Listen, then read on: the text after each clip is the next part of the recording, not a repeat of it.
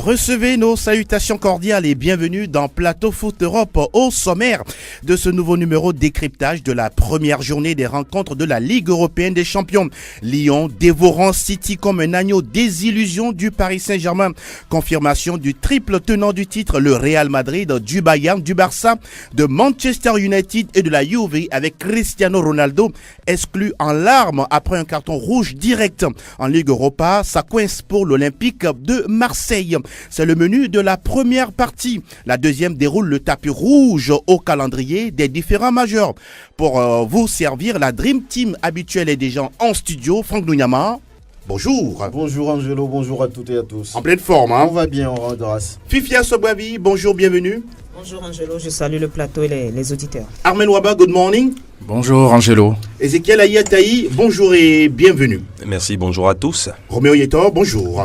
Bonjour à tous les auditeurs. Salut à Elom Adovon, notre webmaster qui met à votre disposition la vidéo de cette émission sur radiosparfmtg.com. Mise en onde, Sa Majesté Pélagie Mekoum, micro Angelo Folikwe, PFE 505, c'est parti pour le meilleur du foot européen.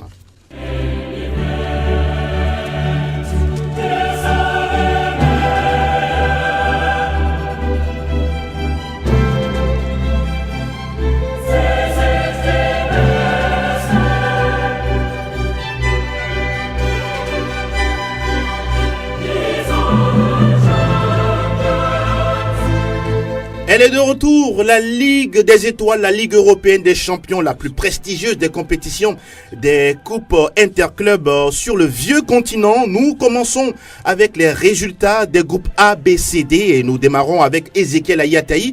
Le groupe A avec l'Atlético Madrid qui est allé battre à Louis II Monaco 2-1 et puis le Borussia qui commence bien en épinglant le FC Bruges, 1-0. Oui, je pense que du côté de l'Atlético, le résultat est là, une victoire 2-1, mais on s'attendait peut-être à un match facile pour l'Atlético Madrid.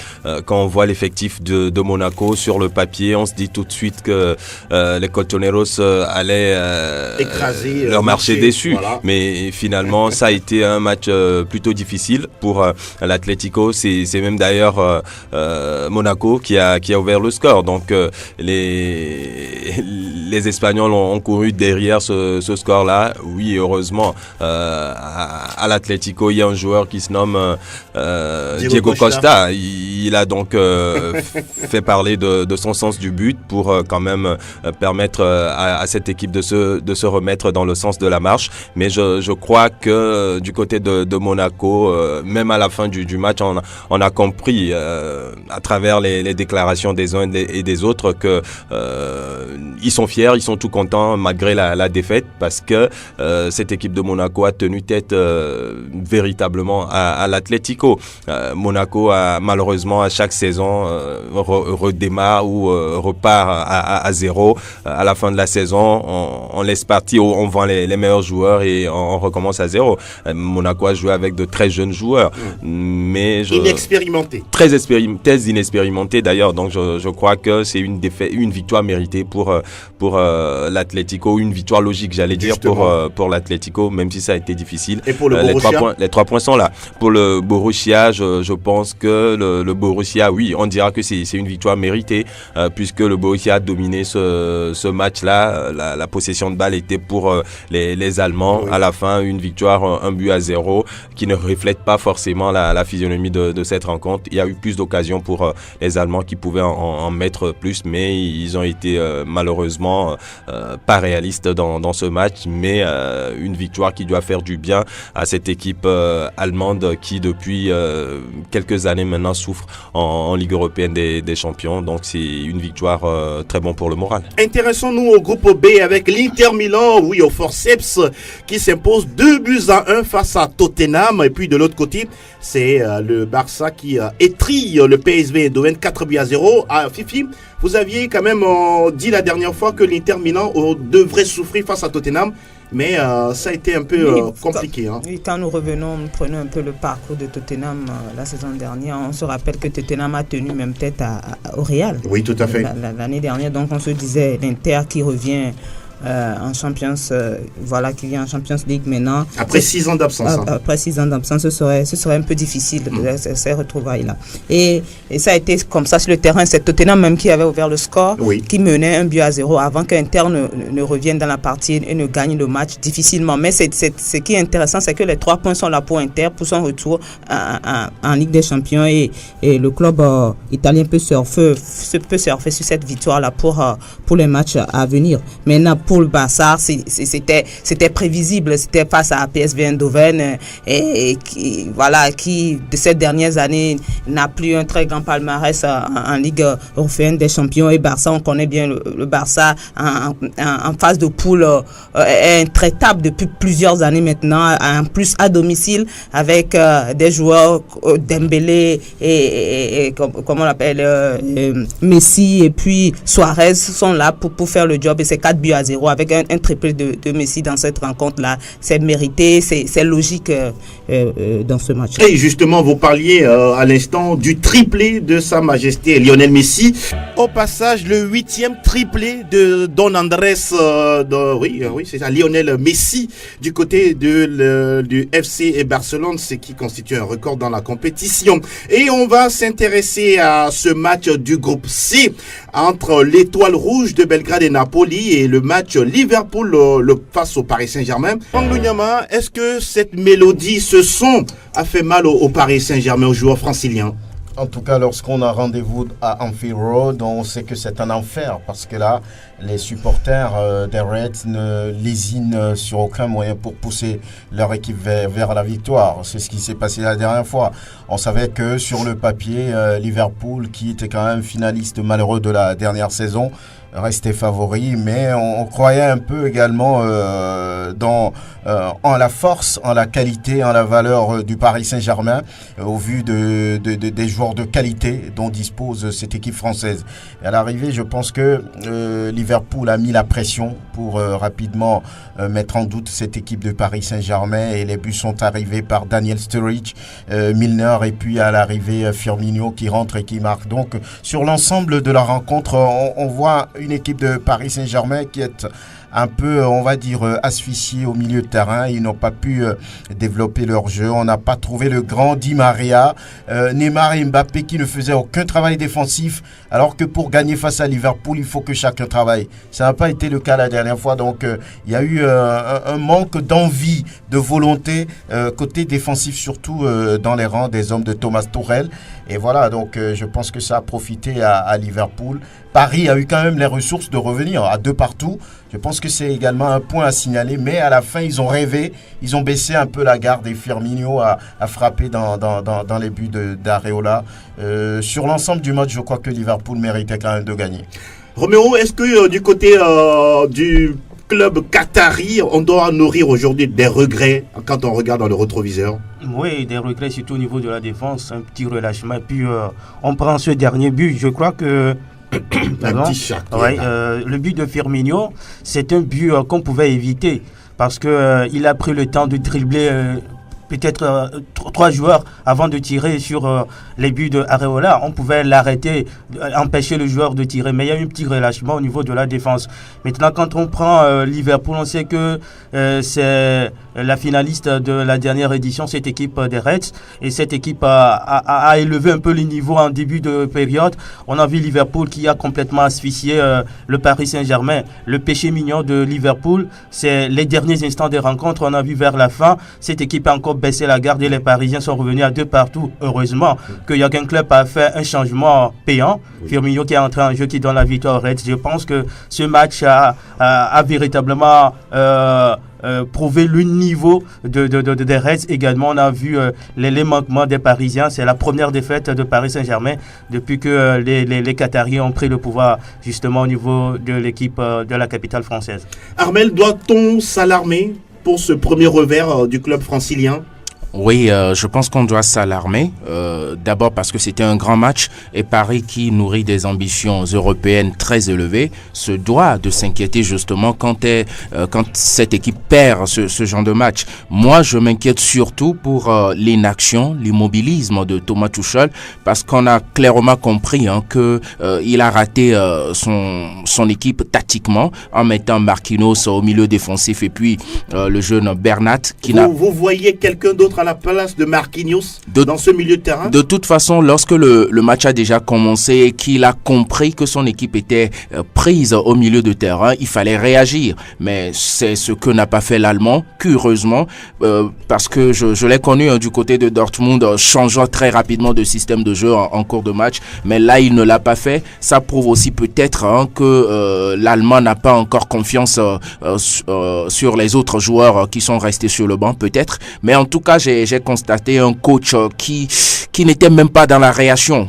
quand son équipe était dominée. N'avait-il pas de solution? Il avait de solutions, ne serait-ce que pour ce poste-là, il y avait un Lassana Diarra, il y avait d'autres joueurs qu'on pouvait mettre là-bas. Maintenant, c'est lui qui a choisi de garder ce système tactique. Voilà, il en paie les frais. En tout cas, pour une grande équipe qui se veut très très forte, ce genre de situation, il faut les éviter parce qu'une équipe peut rater complètement son entame de match, mais essayer très rapidement de rebondir derrière, et ça, je ne l'ai pas vu du côté du Paris Saint-Germain. Ezekiel veut réagir. Oui, je pense bien que depuis 2012, il y a eu une seule victoire à l'extérieur pour le PSG face à un gros en déplacement. Donc, et si on limite même l'analyse sur les 3 dernières années, ça fait quand même 6 défaites en 7 déplacements de prestige en C1. Donc là, ça devient compliqué. Ça veut dire qu'il y a un sérieux problème. Et pourtant, l'effectif a changé. Matuidi, Maxwell, Pastore ou encore Ibra sont partis. Et d'autres sont arrivés à l'instar de Daniel Alves, Mbappé, Draxler, Neymar et tous les autres, mais l'équation reste la même, rien ne change. Le problème, je pense que le problème, c'est ce milieu de terrain, c'est-à-dire un numéro 6. Marco Verratti leur manque? Un véritable numéro 6, un récupérateur. C'est un N'Golo Kanté par exemple. C'est ce qui manque à cette équipe. C'est vrai que les pièces de réchange en Ligue 1, oui, on gagne. Mais dès qu'il y a un match sérieux où l'équipe adverse met de l'intensité au milieu de terrain, là, le PSG a tous les problèmes du monde. Que dites-vous de Neymar? Neymar, c'est son manque d'implication dans les tâches défensives que j'ai souligné la dernière fois. Pareil pour Mbappé, qui n'ont pas du tout aidé leurs latéraux. Surtout que du côté du Paris Saint-Germain aujourd'hui, il y a Bernat qui est en difficulté. Malheureusement, ses milieux extérieurs ne l'aident pas. Oui. Donc, ce qui a montré ses carences la dernière fois. Mais je pense que ce problème de milieu de terrain, c'est le gros problème d'ailleurs. Ça devient récurrent. La dernière fois, si on reprend même les joueurs que le PSG a utilisés à ce poste-là, il y a eu Thiago Motta, Rabiot, Giovanni Lo Celso entre-temps. Voilà. Messi et Marquinhos la dernière fois. Oui. Surtout, parmi tout ce monde-là, je pense que le seul vrai numéro 6, c'est Thiago Motta. Oui. Tout le reste... Il n'a pas été valablement remplacé. Voilà. Et jusque-là, il n'a jamais été remplacé. Donc, je pense que c'est le vrai problème. Quand on prend ce milieu de la dernière fois, il y a eu Marquinhos, Rabiot et Di Maria. Oui. Face à Wijnaldum, Henderson et Milner, ouais. Je pense que c'était une vraie machine à laver qui a noyé, baladé, essoré ce milieu parisien. Donc je pense que le problème se trouve là. Si on trouve un vrai numéro 6 au PSG, le problème sera résolu. Il y a quand même, en même temps, rapidement avant de passer à autre chose. Au-delà de tout ça, il y a quand même un problème d'engagement au niveau des joueurs du Paris Saint-Germain. Quoi qu'on dise, et ça montre clairement qu'il y a encore un écart de niveau entre le Paris Saint-Germain et les grands d'Europe. Le Paris Saint-Germain veut être un grand d'Europe, mais pour le moment, le Paris Saint-Germain n'est pas un grand d'Europe. Parce que même dans l'engagement des joueurs sur le terrain, je ne sais pas si c'est parce qu'ils ont l'habitude de jouer un championnat qui est tellement facile. Sont-ils dans une zone de confort en Ligue 1? En Ligue 1, ils sont dans une zone de confort et c'est tellement facile pour eux qu'ils n'arrivent pas à élever ça dessert Paris. Oui, moi j'ai l'impression que franchement, ça dessert Paris parce que arriver à un autre niveau, il n'arrive pas à se mettre véritablement au niveau des autres. Voilà pourquoi Cabernet demande aux joueurs de Ligue, de Première Ligue de venir jouer en Ligue française.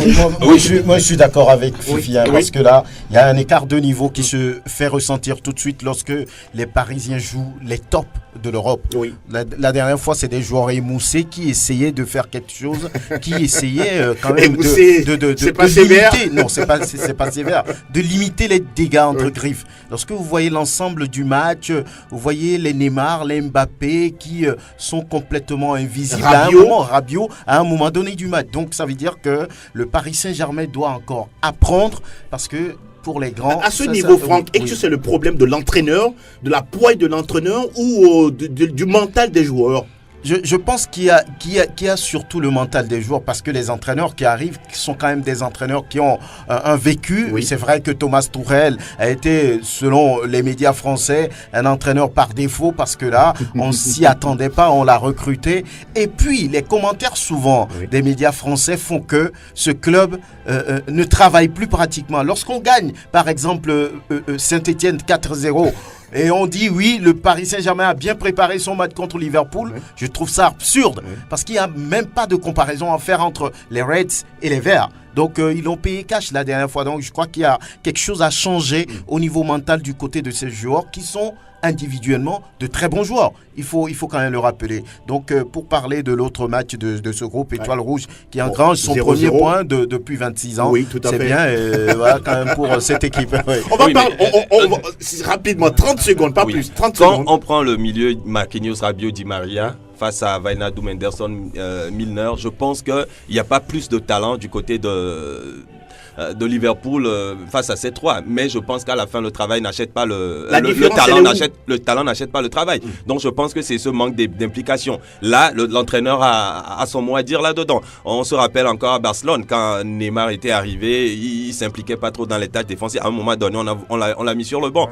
Et là, il était obligé de le faire. C'est donc ce que Tourelle doit faire. Je pense qu'à un moment donné, si vous n'allez pas participer aux tâches défensives, allez, on vous met sur le banc. Ça pourrait peut-être motiver ou les obliger à le faire. Sinon, ils vont jouer comme ça, comme c'est ce qu'ils font en Ligue 1. Voilà qui est dit sur ce groupe C. Le groupe D avec Armel Schalke 04 qui fait match nul, un but partout face à Porto. Et puis Galatasaray qui est éparpillé, on paye 3-0 Lokomotiv Moscou. Oui, d'abord, pour moi, c'est le groupe le plus ouvert vous l'aviez dit. Oui, de cette compétition. Mais il faut souligner que la bonne opération est pour les Allemands, à mon avis, parce que d'abord, chaque Noufi, ce n'est pas un bon début en Bundesliga. C'est une équipe qui traîne énormément, qui a un début poussif. Et donc, la nécessité de se rassurer, ne serait-ce que de prendre ce petit point-là face à Porto, qui n'est quand même pas un novice à la matière. C'est une équipe très très expérimentée. Maintenant, il faut dire aussi que chaque Nulfir commence véritablement à piétiner dans cette Ligue des Champions, parce qu'il y a une saison, ils sont venus, ils ont eu 6 matchs, 0 points, je crois.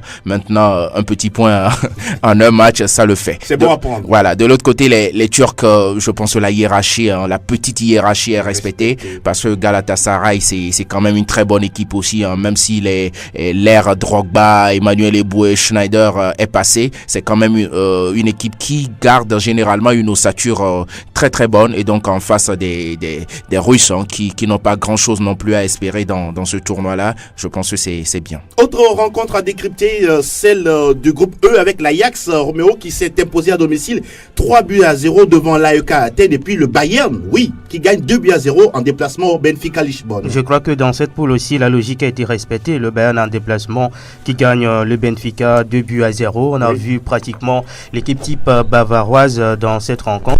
Moi, ma satisfaction, c'est Renato Sanchez. Ah oui, il est de retour. Il est de retour. Il a prouvé, surtout avec un joli but, le deuxième but des Bavarois. Je pense que le Bayern Munich a bien fait de gagner ce match parce que l'Ajax aussi à domicile n'a pas trop souffert face à l'AEK Athènes, avec un défenseur qui marque, qui fait un doublé. Je pense que ça a été un match assez intéressant pour l'Ajax, et surtout que le fils de Bob Marley a animé aussi la mi-temps. La mi-temps, justement. Ah oui, ça c'est quand même intéressant. Le groupe F avec le Shakhtar qui est contré au nul 2-2 face à Hoffenheim, et puis oh là là, la grosse désillusion de Manchester City, battu 2-1 par l'Olympique Lyonnais. Fifi, êtes-vous surprise par la réaction ou le travail de Lyon? Oui, surprise par la victoire de Lyon, parce que déjà en Ligue 1, Lyon qui ne fait rien en ce début de championnat et qui va battre quand même Manchester City. On parle de Manchester City, c'est le champion en titre de la Première Ligue et même actuellement Manchester City est bien positionné en Première Ligue. Donc c'était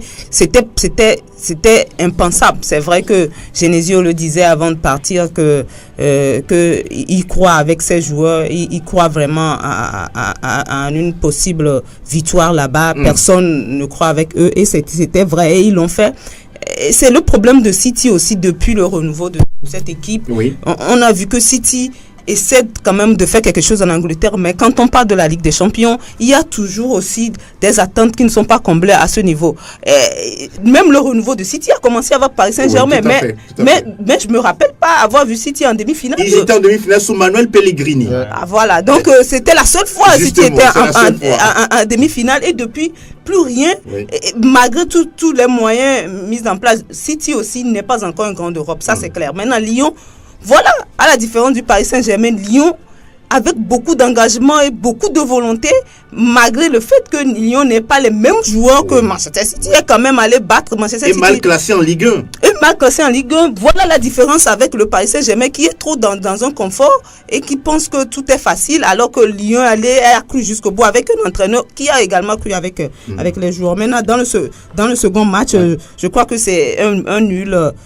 Un bon nul pour les Allemands qui sont parce que c'est un très bon match, hein.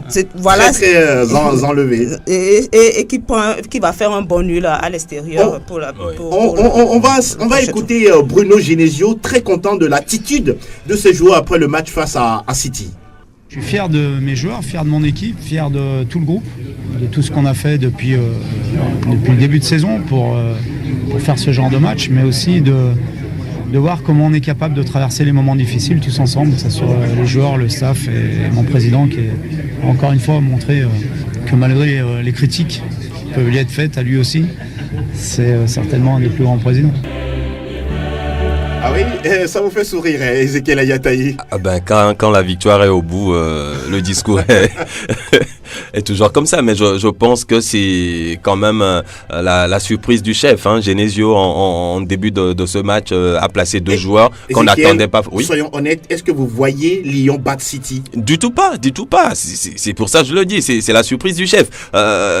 Quand en début de match, on l'a vu aligner Papchek Diop et Maxwell Cornet, deux joueurs qu'on n'attendait pas forcément dans ce match-là, surtout démarrer ce match, mais ce sont ces deux-là plutôt qui ont fait énormément de bien à Lyon. Quand on prend ce milieu de Lyon, Aouar, Ndombele, Diop et Cornet, 10 millions d'euros à eux quatre. Vous voyez, mais je le dis tout à l'heure, le talent n'achète pas le travail. Oui. Ce sont des joueurs qui sont là, ils savent pourquoi ils sont là, ils ont mouillé le maillot tout simplement. Et Genesio savait que City allait imposer une intensité à ce jeu-là, et ce sont des joueurs très techniques, donc il a placé des joueurs qui peuvent quand même à la récupération sortir le ballon sans paniquer et après se projeter vers l'avant. C'est ce qu'ils ont fait, et les buts sont arrivés justement sur des contre-attaques.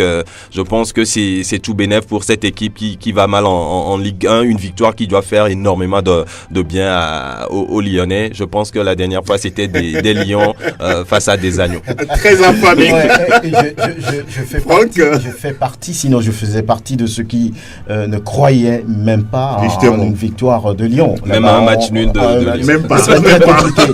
Mais là, la dernière fois, on a été tous surpris avec le 4-1-1 de Bruno Genesio, qui a énormément dérangé les relances du côté des Citizens. Donc ils ont fait une victoire à la détermination, à la volonté, à l'envie et à l'engagement. C'est ça qui manque au Paris Saint-Germain. C'est ça qui manque forcément au Paris Saint-Germain, parce que la dernière fois, lorsque vous voyez Maxwell Cornet qui revient pour défendre sur tous les ballons que les Citizens avaient pour lancer leur offensive, il était là pour couper les lignes. C'était très important dans cette victoire, parce que lorsque vous n'arrivez pas à couper les lignes, à casser les lignes pour les Citizens, vous êtes mort, vous êtes foutu. Peu d'équipes sont quand même capables de presser Manchester City, et la dernière fois les Lyonnais l'ont fait, et on ne peut rien à dire, on peut rien dire si ce n'est de féliciter ce groupe de Bruno Genesio qui également sur le plan tactique a mis quand même un plan qui a dérouté complètement les hommes de Pep Guardiola qui n'étaient pas sur le banc. Oui. C'était Michael Arteta. Donc c'est une très très belle victoire pour les Lyonnais. Félicitations. Ah oui, les Lyons qui sont le foot français. Également Fekir parce que le travail il a fait un gros travail du côté des Lyonnais. Il a même marqué un but. Le problème de City, c'est que le City a été pris dans son propre piège. On sait que Manchester City adore la possession du ballon. Or, les Lyonnais n'ont pas laissé l'initiative de jeu en tant que tel aux Citizens, surtout dans les premières 45 minutes. En seconde mi-temps, on a vu les Citizens aussi qui ont pressé les Lyonnais, sauf qu'il n'y avait pas de réussite. Je crois qu'il y a eu un déficit au niveau du choix de Pep Guardiola, même s'il n'était pas sur le banc. Le fait de le fait de laisser le roi Sané sur le banc, Aguero, on sait qu'il n'est pas encore physiquement au point. Lui aussi, il a démarré le match sur le banc. L'entrée de Sadio Mané a changé un peu la physionomie du match des Citizens. Je crois que City aujourd'hui peut montre les doigts parce que City dernier du groupe après la première journée a commis des erreurs surtout techniques, ce qu'il ne fallait pas faire face et puis quel raté de Delph à l'Olympique Lyonnais, cette équipe qui a joué avec beaucoup plus d'envie, beaucoup plus de volonté. Je crois que ce match Lyon l'a gagné grâce à la détermination de ses joueurs. Et l'homme du match, je pense que c'est Genesio. C'est pas Fekir, non, qui en zone mixte avait quand même un très bon anglais. En tout cas pour moi, l'homme du match c'est Genesio. C'est Genesio. On va s'intéresser au groupe G avec le triple tenant du titre, qui n'a pas du tout eu des soucis face à la formation de la Roma. Score à l'arrivée 3-0. Et puis Victoria Plzen face au CSKA Moscou, 2 buts partout, Armel. Oui, quand on a des Romains qui ont passé la plupart de leur temps à louer l'équipe adverse que de se concentrer pour jouer, moi je ne suis pas surpris. Oui. Je le maintiens, cette équipe romaine a beaucoup trop respecté son adversaire au point de ne pas véritablement tenter quelque chose pour ne serait-ce qu'essayer de créer l'exploit parce qu'ils en sont capables. Ils l'ont déjà prouvé face au Football Club Barcelone. Justement. Ça veut dire que c'est une équipe qui a du karaté, excusez-moi, mais ce karaté malheureusement ils ne l'ont pas montré. Je pense qu'en face c'est quand même le grand Real Madrid qui force tout simplement le respect et qui l'a encore démontré même à l'absence de quel bijou disco. Voilà, et quel but. Maintenant il nous habitue à ce genre de but. Non seulement c'est un joueur qui peut être à l'aise dans le jeu, l'organiser, mais il arrive aussi à mettre ses chefs-d'œuvre. C'est tout bénef pour lui. Maintenant l'autre match du groupe aussi entre Victoria Plzen et CSKA Moscou, 2 buts partout. Voilà, j'ai été vraiment ravi de voir cette équipe du Victoria. On n'aurait pas mis une pièce, ne serait-ce qu'une petite pièce sur cette équipe-là. Maintenant, c'est très bien. Peut-être que l'effet domicile a sans doute joué, mais voilà, on espère maintenant que cette équipe-là va essayer de prouver cela en déplacement. Vivement que ça se confirme. On finit avec le groupe H où Valence a mordu la poussière. 0 but contre 2 face à la Juve avec un doublé de Pjanic. Et puis Manchester United, grâce à Pogba également en mode doublé, s'impose 3-0 face à la formation de Young Boys de Berne. Fifi, Juventus, naturellement, gagne 2-0. 2-0, même en infériorité numérique. Quand on sait que dans cette rencontre, Cristiano Ronaldo a pris un carton rouge et un peu sévère. Ah, d'accord, c'est ce que vous pensez. À mon avis. Mais maintenant, la Juve a quand même réussi à aller battre en déplacement à Valence en supériorité numérique sur score de 2-0. Je crois que c'est la logique aussi a été respectée à ce niveau, aussi bien pour Manchester United, aussi également en déplacement, qui allait dominer Young Boys de Berne 3-0. J'avais un peu peur pour Manchester United quand on sait que ce club connaît un début difficile en championnat, même si ces derniers matchs ils ont réussi quand même à glaner quelques victoires et je ne m'attendais pas à une victoire éclatante à déplacement, même si c'est Young Boys de Berne, mais ils l'ont fait. Je crois que la logique a été respectée. Dans ce match, la polémique Valence-Juventus, bien sûr, c'est le carton rouge direct de Cristiano Ronaldo. Comment vous interprétez quand même la décision de M. Félix Bridge? Moi, je pense que c'est trop sévère.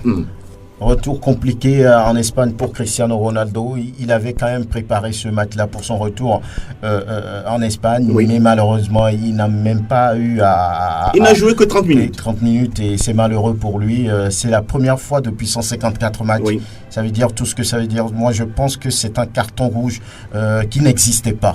Qui n'existait pas lorsque vous voyez un peu ce qui s'est passé avant qu'on ne brandisse ce carton. C'est tout de même méchant. Mais est-ce que vous pensez que Brich a une dent contre Ronaldo? Je ne peux pas le dire. Je peux pas le dire. Peut-être que de loin, son assistant qui a vu l'action a estimé qu'il y avait peut-être bousculade de Ronaldo et puis une tape sur Murillo. Mais je pense qu'il n'y avait rien de méchant. C'était une tape amicale, juste ça. Voilà pourquoi vous avez remarqué que le joueur... Ce n'était pas trop amical. Mais c'est sévère quand même. Le joueur... vous parliez comme si vous étiez sur la pelouse. J'ai vu ce qui s'est passé. C'était pas méchant. Oui, donc vous allez voir, c'est pourquoi d'ailleurs le joueur fond en larmes. Il ne peut pas pleurer comme ça. C'est méchant. Moi, il n'y a pas de carton rouge à donner. Ezekiel? Oui, je crois que c'est très sévère ce carton rouge, je le pense. Peut-être un jaune, oui, parce que oui, le joueur était déjà au sol. C'est vrai que c'était pas trop amical, je le pense. Dans le geste, c'était pas trop amical, mais un jaune aurait suffi. Le rouge, je pense que c'est quand même trop, puisqu'il n'y avait pas eu d'accrochage entre les deux avant que cette action arrive. Donc je crois que c'est très sévère de la part de l'arbitre. Maintenant, reste à savoir ce que son assistant lui a dit. Exactement. Puisque c'est après les mots de son assistant qu'il a sorti ce carton rouge. Il semblerait qu'il lui aurait dit Cristiano aurait tiré les cheveux de Murillo. Voilà, c'est ce qui ressort des propos quand on lit sur les lèvres. De l'arbitre assistant. Mais bon, bonne nouvelle pour Cristiano Ronaldo parce que, à en croire le quotidien The Guardian, il n'y aura pas 3 matchs de suspension, mais un match. Donc voilà quoi. Il sera peut-être de retour face à Manchester United le 23 octobre. Je crois que c'est qu'on voit l'importance de l'assistance vidéo. Absolument. S'il y avait cela, je pense que l'arbitre aura le temps d'aller au moins regarder ce qui s'est passé avant de prendre une décision. Il a été induit en erreur par son assistant. Ce geste n'était pas aussi grave. Jusqu'à ce qu'on ne sorte un carton rouge pour Cristiano Ronaldo. Il a pleuré parce que il ne le méritait pas, parce que Messi a déjà lancé la saison avec un triplé. Justement. Et Cristiano Ronaldo, c'est beaucoup pour lui, c'est pas bien. C'est pas bien. D'accord. De toute façon, on suivra cette décision de l'UEFA qui va tomber jeudi prochain. Oui, on est tous unanimes après avoir vu la vidéo que c'était très sévère.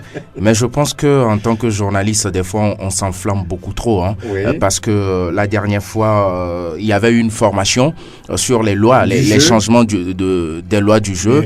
Et le même cas, les experts ont essayé de l'expliquer. Alors, je pense qu'il est aussi nécessaire pour nous de connaître les tests parce que des fois, on s'enflamme beaucoup trop sur ce qu'on a vu. Mais attention, si on veut suivre à la lettre ce que disent les tests, je pense que c'est entre guillemets justifié. Mais bon, je suis quand même, je dis c'est entre guillemets justifié si on suit les lois. Mais là, je suis d'accord que c'était beaucoup trop sévère et il ne le méritait pas. Et on va attendre la décision de l'instance UEFA de par sa commission d'éthique et de discipline et voir ce qu'il va en être. Ce sera jeudi prochain. Un petit quiz. Est-ce que vous savez le groupe dans lequel il y a eu plus de buts lors de cette première journée, chers spécialistes? Le groupe... Oui, il y en a plein. À 7, hein? Oui, il y en a plein à 7, mais c'est pas la bonne réponse. Il y a un groupe qui est au-dessus du lot. Le groupe du tenant du titre, du triple tenant du titre. Du Real. Avec 9 buts inscrits. Ça monte en suffisance. C'est un message qu'ils ont envoyé, c'est ça? Le Real, probable vainqueur de cette prochaine Ligue des Champions? C'est que ça commence, on pense toujours au Real. On pense toujours au Real. Au vu de ce que les Madrilènes ont fait face à la Roma, je crois que ce Real demeure toujours un sérieux prétendant au titre. C'est ça. Moi, l'équipe qui me fait un peu, qui m'inquiète un peu, c'est la Juve, même si la Juve a gagné 2-0. N'eût été ces 2 pénaltys-là, la Juve ne gagnait pas parce qu'il y avait eu une inefficacité pas possible devant. Donc, la Juve. Mais ils étaient également à 10. Oui, on ne refuse pas, mais bien avant la sortie de Cristiano Ronaldo, il y a eu pas mal de ballons Qui n'ont pas pu voilà, mettre au fond des filets. Il faudrait que la Juve soit beaucoup plus efficace. Ah oui, et lors de cette première journée, on a enregistré 47 buts marqués en 16 matchs, soit une moyenne de pratiquement 3 buts par match. Et la deuxième journée est prévue les 2 et 3 octobre prochains. Fini pour la Ligue des Champions, et cette fois-ci, les majeurs.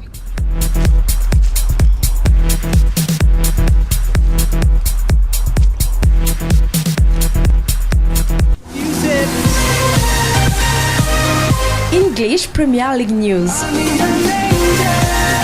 Le retour de la Première Ligue, Armel Waba, avec déjà le match de Liverpool, ça nous intéresse. Oui, Liverpool, le leader, sinon le co-leader avec Chelsea, accueille à Anfield Southampton. La tâche ne sera pas facile pour cette équipe qui est en déplacement. Oui. L'occasion aussi pour Sadio Mané qui brille depuis le début de la saison. Il sera face à son ancien club. Voilà, face à son ancienne équipe. Ouais. Fulham de Floyd Haïté va essayer de se remettre du sanglant revers la semaine passée. Ce sera à domicile face à Watford. Oui. Manchester United reçoit Wolverhampton. Attention, c'est cette équipe-là qui a déjà mis en mal l'équipe de Pep Guardiola, l'autre équipe de Manchester, de la ville de Manchester. Oui. Et justement, City, l'autre équipe de cette ville-là, sera en déplacement au pays de Galles. Elle doit se relever. Elle doit se relever, mais ce sera face à une équipe qui doit se relever également. Oui, Cardiff qui a perdu à Stamford Bridge 1-4 face à Chelsea. Oui. Leicester qui n'est pas non plus très bien, qui a perdu 2-4 face à Bournemouth, va essayer de se relever face à un autre qui va essayer de se relever également. Voilà, Huddersfield de Steve Mounier. Oui. Et puis Brighton, c'est bon Fifi. Ah oui. Brighton rien ne va pour votre ami. Brighton accueille les Spurs de Tottenham. Ce sera un match a priori difficile pour Brighton. Voilà. Mais on ne sait jamais. Chelsea en déplacement, ce sera la journée précédente face à West Ham. Ce sera dimanche, c'est ça? Ce sera dimanche, oui. Toutes les autres affiches, c'était les affiches de samedi. Oui. Eh bien, West Ham et Manuel Pellegrini qui vont accueillir Chelsea. Et puis, cette 6e journée ferme la marche avec Arsenal qui accueille Everton. Hey, thank you very much, Mr. Amel. On file pour avoir des nouvelles de Retafe. Salta el Madrid, salta el Barça, arranca el clásico. Está el tiempo de la Liga. Sí, suena la que recibe de Casemiro, haga la primera, gol. Et nous allons ouvrir le 5e chapitre de la Liga espagnole, Seigneur Guetor. Oui, ça commence ce soir avec Huesca qui reçoit la Real Sociedad. Samedi, nous aurons le Rayo Vallecano contre Alaves. Celta Vigo joue contre Valladolid. Eibar se mesure à Leganés. Getafe de Gentaconam joue encore un autre poids lourd, un autre gros bras de la Liga. Il s'agit de Atlético Madrid. On sait que Getafe a gagné Séville le week-end dernier, 2-0. Peut-être que Getafe peut récidiver face à Atlético Madrid, mais attention, les Colchoneros ont des yeux rouges. Pour l'instant, Gentaconam aura en face de lui un certain Diego Costa. Et puis Antoine Griezmann, champion du monde. Ça promet. On suivra également Real Madrid contre Espanyol Barcelone, un match aussi intéressant quand on sait que le Real Madrid a été tenu en échec lors de la précédente journée, et Espanyol Barcelone qui connaît un début de championnat assez intéressant, 4e au classement avec 7 points. Je pense que ça va être un match intéressant, un petit peut-être un mini classico voilà, entre Espanyol Barcelone et le Real Madrid. Dimanche, nous aurons 4 matchs au total. Tout d'abord, Levante contre FC Séville, Villarreal qui reçoit Valence, Athletic Bilbao en déplacement chez Betis Séville, et puis le Football Club Barcelone joue contre Gérone. Ah oui, voilà qui est dit en ce qui concerne la Liga Espagnola. On file de l'autre côté. Willkommen zum Bundesliga. Alles über Bundesliga. Nous nous intéressons au championnat d'Allemagne, patronné par le Bayern Munich, et justement, des nouvelles du Bayern. Oui, le Bayern de Munich qui va faire un déplacement sur les installations de Schalke 04 pour le compte de cette 4e journée. Schalke qui n'est pas bien loti parce que le club veut... Avant-dernier ? Oui, avant-dernier. Avant-dernier, le club veut avoir au moins son premier point dans ce championnat, mais il se trouve que c'est l'autre bavarois qui arrive.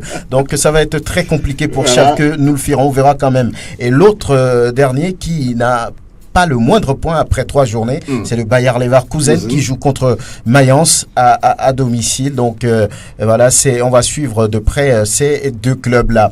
Les autres rendez-vous déjà, ce soir, on a le match entre Stuttgart et Fortuna Düsseldorf. Et demain, on commence avec Hoffenheim qui joue contre le Borussia Dortmund. Ah oui, ça doit être un match très intéressant. Julian Nagelsmann, le plus jeune entraîneur du championnat face à Lucien Favre. Vraiment, parce que cet entraîneur, il fait de très belles choses. Nagelsmann est très jeune, mais il se laisse pas marcher sur le pied. Donc on verra bien ce que ça va donner face à Lucien Favre. On le surnomme le Mourinho allemand. Pourquoi pas.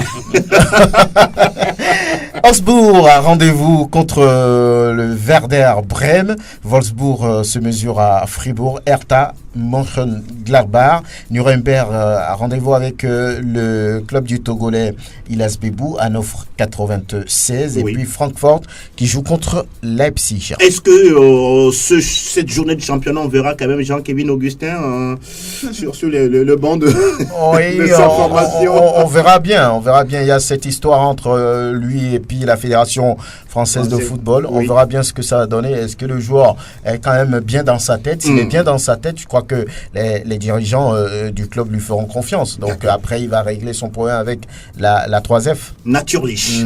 File donc. Merci. On file en...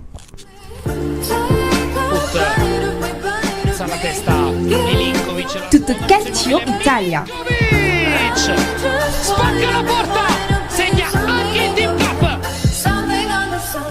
Le Calcio qui est de retour avec la 5e journée avec vous, Seigneur Ezekiel. Oui, la 5e journée de la Serie A italienne démarre ce soir même avec le match Sassuolo-Empoli. Sassuolo qui a été battu lors de la précédente journée par la Juve dans le gros duel malheureusement. Et les autres matchs déjà samedi, on aura Parme-Cagliari. Parme après avoir accroché l'Inter lors de la 4e journée reçoit donc Cagliari. On aura un match intéressant entre la Fiorentina et Spal-Ferrara qui est actuel deuxième de cette Serie A face à la Fiorentina 5e. Donc deux équipes. Oui, deux équipes pas loin l'une de l'autre. On aura également Samp Inter Milan, la Samp qui fait carton plein donc qui va jouer face à l'Inter qui doit se remettre dans le sens de la marche puisque battu lors de la précédente journée par Parme. Et dimanche les autres matchs, Torino qui accueille le Napoli qui retrouve de sa superbe. Donc un match à suivre à tout prix. La Roma qui n'y arrive plus décidément se déplace à Bologne. On aura un match intéressant entre la Lazio qui accueille Genoa, Chievo, Udinese. Le Milan AC qui n'a que 4 petits points au compteur après 4 journées. Le Milan qui est 15e de ce classement, qui reçoit donc l'Atalanta Bergame qui n'est pas aussi très bien en forme dans ce classement, qui est 13e de ce classement. Et puis le dernier match, le match le plus déséquilibré de cette 5e journée, la lanterne rouge Frosinone qui reçoit la Juve qui va jouer sans Douglas Costa, suspendu pour 4 matchs. Justement, expliquez-nous un peu. Oui, si à la fin du match, il a craché sur un adversaire. Ça ne se fait pas, monsieur Douglas Costa. Voilà, la vidéo est là, on a vu les images et puis la Ligue italienne de football a décidé de le suspendre pour 4 matchs. À juste titre et surtout un message envoyé à tous ceux, entre guillemets, qui font ce genre de choses sur un terrain de football. Grazie mille, Seigneur Ezekiel, on file dans le pays des champions du monde. Monaco, le champion. Et quel spectacle pour une dernière victoire. 100% Ligue 1, Conforama. Lacazette réussit le sien, 28e but de la saison sous les couleurs de Lyon avant de quitter le club. À tout seigneur, tout honneur, nous nous intéressons au Paris Saint-Germain, Fifi. Oui, le Paris Saint-Germain qui se déplace à Rennes. Pour cette 6e journée. Doit gagner pour se remettre dans le sens de la marche. Doit gagner. Paris à Rennes. Vous savez, il y a Ben Nafa il est de retour. Et là, il y a Ben Nafa qui attend le Paris Saint-Germain. Justement. On sait que Rennes qui a gagné en Ligue Europa grâce à Ben Nafa. Un penalty dans les arrêts de jeu. Et voilà, maintenant, c'est Rennes qui reçoit le Paris Saint-Germain. Et j'espère que le Paris Saint-Germain pourra se relever de cette défaite la dernière fois. D'accord. Et Monaco et tout commence cet après-midi et ce soir avec Monaco-Nîmes. Monaco aussi qui n'est pas pas du tout en Les forme. crocodiles qui veulent croquer. On sait que déjà que Nîmes a tenu tête au Paris Saint-Germain, même si Nîmes a été battu. C'est quand même 4-2. Nîmes qui a battu Marseille. Marseille. Ah oui, avec la manière. Et c'est déjà face à 2 grands de ce championnat-là que Nîmes s'est bien comporté. Et maintenant, ce sera face à Monaco. Monaco pas en forme, aussi bien en championnat que en Ligue des Champions, qui reçoit Nîmes. Comme tu viens de le dire, Monaco est bien prévenu. Et demain, Lille reçoit le FC Nantes. Angers joue Toulouse de Mathieu de Séville. Et Montpellier a rendez-vous avec Nice. Et Reims joue Dijon, Reims de l'autre Togolais, Alexis Romao. Saint-Étienne également affronte Caen, Strasbourg, Amiens. Et puis en clôture, un très bon match. Lequel? Lyon-Marseille. Ah oui, votre ami Marseille qui joue encore dimanche. Qui joue dimanche face à Lyon. Vous savez, Lyon, on vient de le dire, a fait un très bon match en Ligue des Champions. Marseille, et va vouloir en tout cas continuer dans ce sens-là, confirmer face à Marseille. Qui a perdu à domicile face à Francfort. Perdu à domicile en supériorité numérique. Ça va être compliqué. Est-ce que dans la tête, les Marseillais seront prêts? Moi, je suis sûr que s'ils sont prêts dans la tête, ils pourront tenir tête à Lyon maintenant. Est-ce qu'il n'y aura pas de doute avec Adil Rami aussi qui est sorti blessé.